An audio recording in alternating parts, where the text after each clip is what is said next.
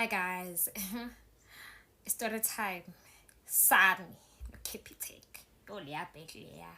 When it comes to insurance claims, shame they suck.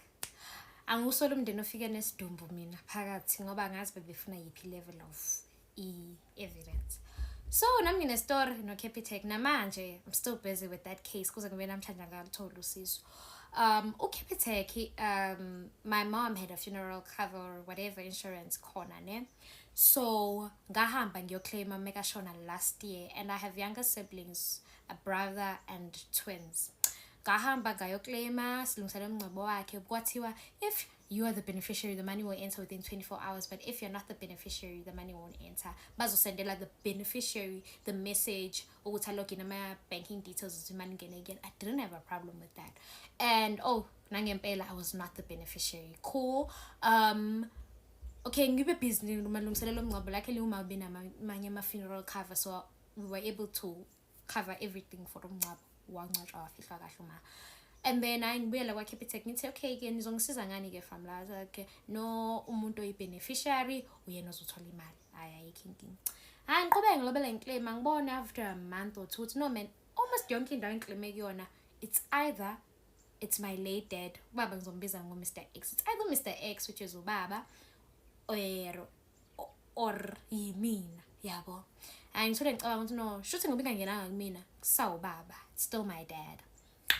Ngoba ngisho ukuthi hayibo it's still my dad shuthi nakwa Capitec. Ngibuyela kwa Capitec ngibatshela ukuthi can you please check ukuthi akusiyo usibani wakwasibani i-beneficiary. But no sisi, we can't check that. Our policy is we can't give you the beneficiary name. That's no problem, cool, respect that. Okay, can you please check if the beneficiary has answered? Nangempela ba checker the beneficiary ayikakaphenduli ne. Ngasithi mina khona nizongisiza ngani. They niced me. Came back to them in January because stress manje nginabantwana basekhaya, my twin sisters, my last born, they are in university and they are currently doing their first year bobabili. Ngine stress manje ngiyidinga le mali, so nabi izinto zabo iqhubeka. Ngiyabafonela early towards the end of January. Yabo ngiyakhuluma nabo ngiyabuza ukuthi what's the way forward ke Capitec, because ngicela niphinde ningicheckele ukuthi is it not lo muntu sekaphendulile. I checked again, the person has not sent their packing details, and then I tell them 99% of the chances are it's my late dad kusawubaba Mr X yabo. Basho ukuthi no they can't check that. Ngathi ngiyanitshela nje ngiyazi mina because I've been claiming in a lot of places and umaga zamshintsha ubaba kusawubaba, can you please just confirm that ngicheckela ama initials nesibongo kwaphela. Wathini uCapitec hawungazi ngathi ninamanga shaw February mangena kulo February lona ngibona ukuthi ngisekhaya ne stress sama laptop yabo nje kusiphithiphithi, and I'm also a student myself doing my final year kune busy, and I'm like God angazi, but you need to come through for me here uze ngisekhaya nazo isetishat, and the other one is doing computer science, so uyayidinga le laptop. Athi Capitec hawungazi ngavetane ngafona, I think sometime during this week ngifone 6 or 7 umuntu olibambile ucingo lwami bekubusisiwe ngathi busisiwe la sisi ngicela ungifonele la headquarters. Angisafuni umuntu ozongisiza, ngifuna headquarters ngoba nabanye bangisiza ngathi bayazi into abakhuluma ngayo. Nangempela ugel asihlamba ucinga lise headquarters ithi izobuyela kumina ifone headquarters. Ifone headquarters ngathi kahle ngifuna ukuyedla le mali, what's your plan, because ngifuna usizo. I'm telling you that it could be my late dad 99% because umama kamshintshanga endaweni eningi. Ngicela nicheck ukuthi akusiyo usibani wakwasibani. Kele angicheckela abuyele ngempela kumina after some time, meka buyela kumina uselokhu yabuza ushone nini, sengiyasho ukuthi ayishone 2023, kwenzakaleni, death certificate unayo, and I'm like and then it clicks in my head that vele ubaba i-beneficiary. Sonke lesi sikhathi bebengangisiza ngani ngibatshela ukuthi lana lo muntu lona oyi-beneficiary ubaba, that's why you're not getting responses. Kuze kube namhlanje ke ngisabhizi Capitec ngemali uma ayikhipha njalo ngenyanga for insurance ukuthi thina singahlupheki mase singasekho ngiqhaqana nawo Capitec. Shame guys, mangithola ithuba shame asoze nje ngibe nawo Capitec, asoze nje ndosebenzise because it's full of nonsense. Hi guys, lento ama funeral claims inesidina because buka nje ngisesikoleni mina, I'm in university, but I sleep almost like next to my mom's ID, yabo, ukuze mabefona or mangifona ngihlezi nginayo eduze because hlezi beyifona njalo. I hate looking at that picture. I don't like it. Fisa ngabe seyiphelile le ndaba le. And crazy part is I'm not fighting only uKapitec, khona nenye ngikhathele. I'm still new to this. I'm still grieving my parents. I am like full time 100% sure I'm still grieving my parents. Bantwana basekhaya badinga ama-laptop, and the other one went to computer science.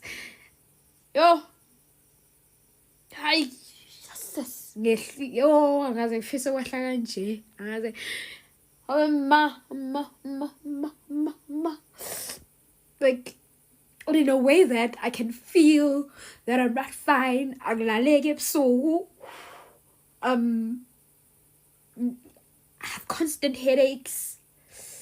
I'm weak. I don't want to speak. Ngikhathele. I'm worn out.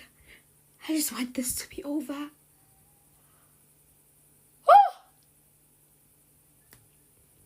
Mina babuya abazali bami right.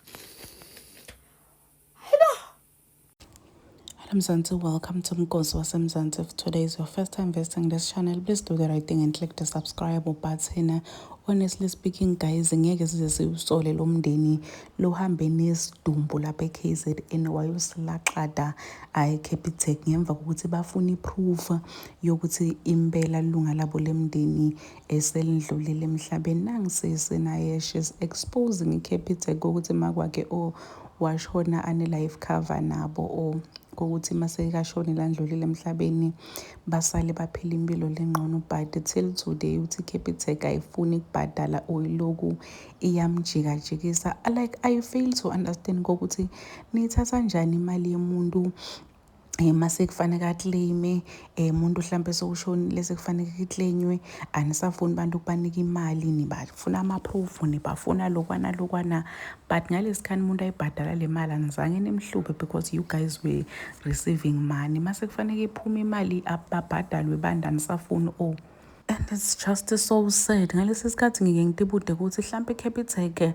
ona lama-employees alaphana ayatiklaimela le mali atithathele kube yabo. Why bangafuni ukubhadala mase kusikhathi sokuthi babhadale? Guys, this is so sad. iCapitec kumele itrende because kunebantu labasasebenzisa ama-life covers ase-Capitec. People need to know ukuthi mase kufanele uclaim uyogitsa because kahle singasho ukuthi bama-scammer because why bangafuni ukubhadala. A lot of people are always making videos bakhala ngeCapitec ukuthi Capitec ayifuni ukubhadala, uyidonsela nemali uyithathe but mase kufanele uyibhadale awusakhoni. Hayibo, kufanele nje itrend iCapitec. This is not it. Please do comment your thoughts down in the comment section. Don't forget to hit the notification bell. I'll see you in the next one. I'm signing out. Goodbye.